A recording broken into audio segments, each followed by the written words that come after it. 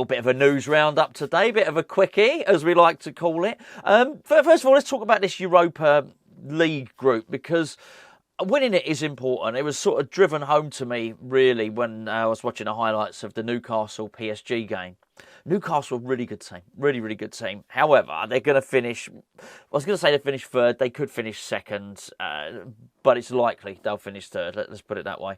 If they do, they're going to drop down into the knockout round of the competition in the Europa League. And Newcastle are good. I know PSG battered them, and I know it was a controversial goal and all the rest of it, but Newcastle are really, really good. They've got injury problems at the moment, and I just don't want to face Newcastle at all. I think it's really important for us to win the group. At some point, we're going to come up against a good team in the Europa League. It's certainly not the Conference League, and at some point we'll have to face somebody. But if we can put it, the longer we can put it off, the better it is for West Ham. That's for sure. Particularly, we're going to need to sign a player in January. There's no doubt about it, irrespective of what the board said. As a couple of people on yesterday's video made the point of why would West Ham invest money in a manager they know is going to go. I tried to make the point in the video. I thought that was the reason Tim Steidten was signed. I thought the manager, that we would be buying players through a director of football who was then going to go on and have players within the squad who would be suited to the next manager that comes along. That's what I thought the deal would be anyway. We have to be stronger. I was going to say after January. January's a weird one because you've got the African Cup of Nations. We have to be stronger going into February than we are, sort of November, December. I've no doubt about that. We have to bring in a couple of extra players. Now, in terms of the news, so I know I've been waffling on that for a little while, but I thought it was quite interesting and quite pertinent. In terms of the news, Mubama has been told to stop thinking about money and concentrate on football.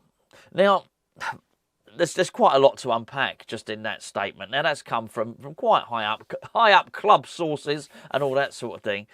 I mean, firstly, it sounds like a bit of a telling off, doesn't it? I don't think it is. And I think if I was in Mubama's shoes, I'd think, okay, I'll absolutely take that. Because what we've heard is that it's not the whole point, the whole standoff, the contractual standoff, is not just about money, it's about football as well. So if somebody in the club hierarchy is saying to Mubama, we're not going to go negotiate with you at the moment, that's done. But what we need you to do is we need you to concentrate on your football. We will negotiate with you after, after the New Year, something like that. It was to do with the fixture congestion and stuff like that. That can only really happen if he's going to be getting some football. Because what you can't do is say, no more contract negotiations, concentrate on your football, and then not play him.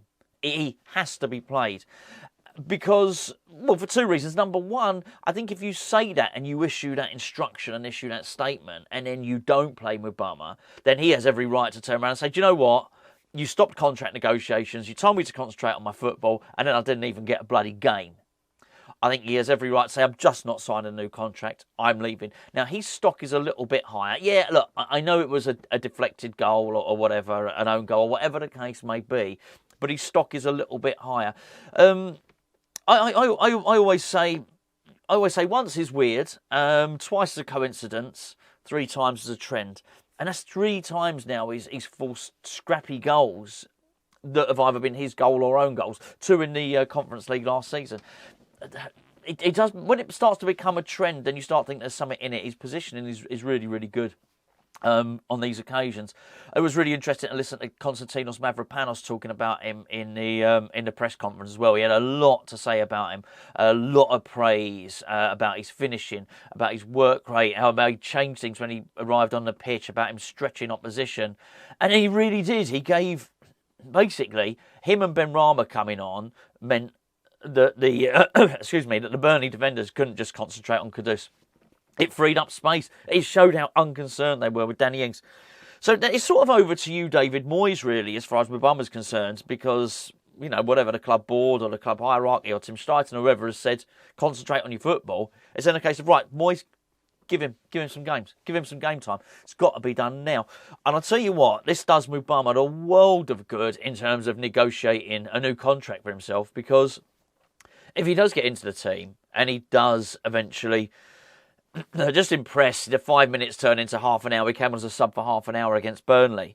and he scores goals, then actually he can go back into that contract negotiation and say, you know, that money that we were discussing before, I want more. That was the negotiation. That was the money we would have accepted then.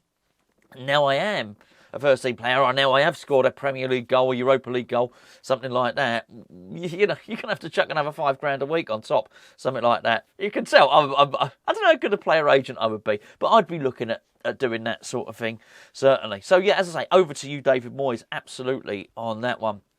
The other bit of news is that Jarrod Bowen is not going to be fit for this game. Absolutely right. I don't want us to spend any time at all trying to... He shouldn't be flying to Serbia. There's no way that this lad should fly to Serbia at all. He's going to be really, really important to us.